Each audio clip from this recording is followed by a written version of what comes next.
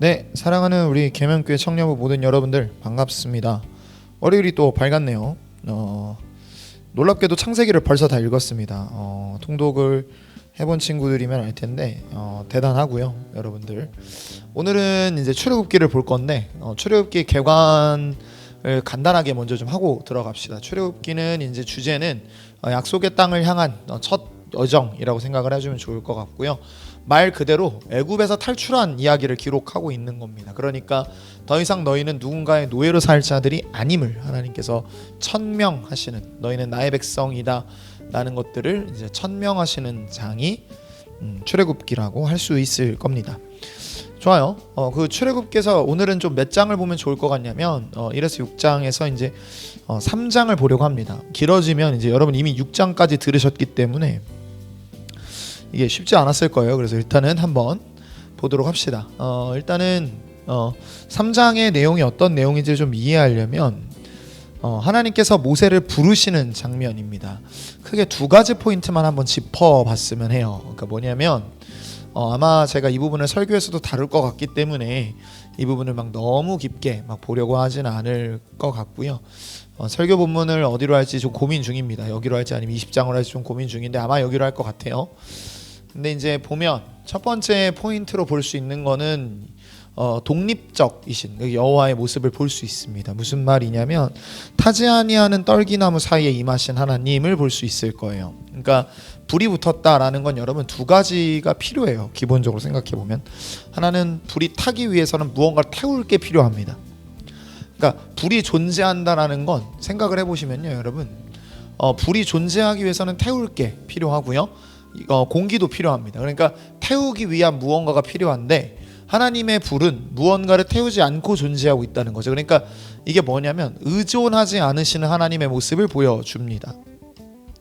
그 부분을 잘 기억할 필요가 있을 것 같아요. 그러니까 하나님께서 창조주이시며 질서를 주관하시는 하나님이시기 때문에 하나님에게 있어서 질서를 초월하시는 듯한 이 장면은 절대 특별한 게 아니다 라는 것들을 기억을 해야 합니다. 그러니까 하나님이 주권자로서 지금 모세를 부르시는 거죠. 그 다음에 여기는 거룩한 땅이니 내 신을 벗으라 라고 하나님께서 명령을 하십니다. 근데 재밌는 게 모세가 이걸 거부합니다. 여러분 모세가 이걸 왜 거부하죠? 간단합니다. 본인이 거기서 살아보려고 했어요.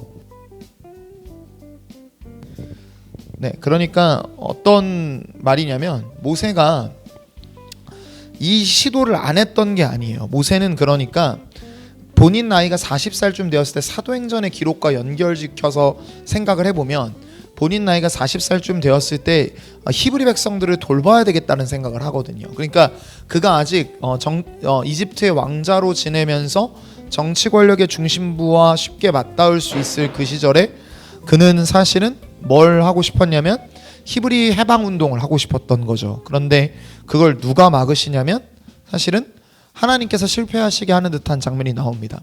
그리고 나서 지금 그는 40년 동안 양을 치는 일을 했어요. 그러니까 대단한 일이지만 존중받는 일도 아니었습니다. 양을 치는 일은요. 그 양을 치는 일을 하고 있는데 하나님께서 이제 80이 되어서 어느 정도 꺾이는 시점에 그를 부르시는 거죠. 그러니까 그를 꺾이시는 시점에 부르시더니 이제는 가라는 거예요. 그러니까 그가 오만 핑계를 다 대면서 저는 못해요 라고 얘기하는 것들을 볼 수 있습니다.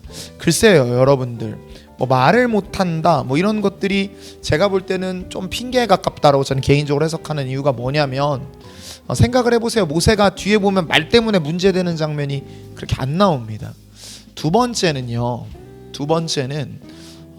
모세가 말 때문에 문제가 없었을 거라 생각하는 게 그가 이집트에 있을 때 왕자 신분이었다면 그가 분명히 이집트의 왕자로서 받았을 여러 수사학 같은 교육들이 있었을 거예요. 그렇다면 그가 말을 못한다는 게 저는 현실적으로 말이 된다고 생각하지 않습니다. 그러니까 이건 거의 핑계에 가까운 멘트들이라고 볼 수 있죠. 그러니까 모세는 지금 일종의 하나님에게 항의를 하고 있는 겁니다. 어떤 항의를 하고 있는 거냐면 하나님, 그러니까 왜 저를 제가 쓰고 싶을 때 쓰시는 게 아니라 하나님께서 하나님의 때에 저를 부르십니까? 라고 따져 묻고 있는 겁니다. 그러니까요, 여러분 모세는 어떤 모습을 보여주고 있냐면 하나님의 때와 인간의 때 사이에서의 설전을 벌이고 있는 게 지금 모세의 모습이고, 그 모습은 사실 우리에게는 매우 익숙한 장면입니다. 왜죠? 우리 역시 하나님 사이에서 어떤 것들을 많이 하냐면 하나님과 우리 사이에서 우리의 때를 주장할 때가 너무나 많죠. 근데 하나님은 하나님의 때를 주장하시는 하나님이십니다. 결론적으로 여러분들, 우리 인생을 잘 보면 우리가 하나님의 때를 얼마나 신뢰하느냐의 문제는 사실 뭐에 달려 있냐면, 하나님이 하나님의 때를 하나님의 때라고 믿게 만드시는 하나님의 설득에 달려 있어요. 그러니까 여러분들, 하나님이 오늘 하시는 일을 보세요. 일종의 설득들입니다. 하나님이 모세를 설득하시고 모세를 가자고 부르시고 모세를 포기하지 않으시는 끈질김을 보여주시거든요.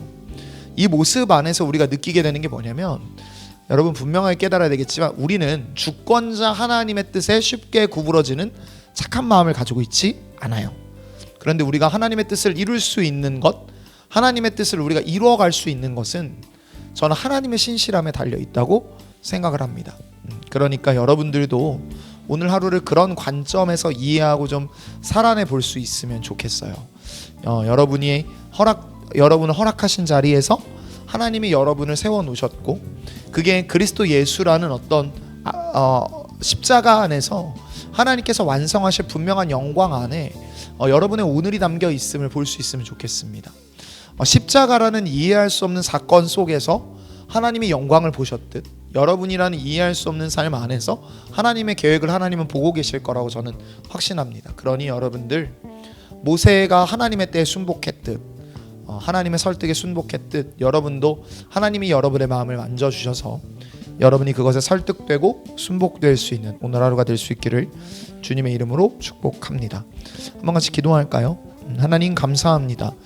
오늘 각자의 삶의 자리를 살아내고 있는 우리 청년들에게 하나님의 은혜를 베풀어 주시어서 저들이 하나님의 뜻대로 살아낼 수 있도록 도우시고, 하나님의 계획에 아멘 하며 나아가는 모두가 되도록 인도하소서. 아버지께서 그렇게 저들을 빚고 다듬어 가실 것을 믿고 감사드리며 우리를 구원하신 나사렛 예수 그리스도의 이름으로 기도했습니다. 아멘.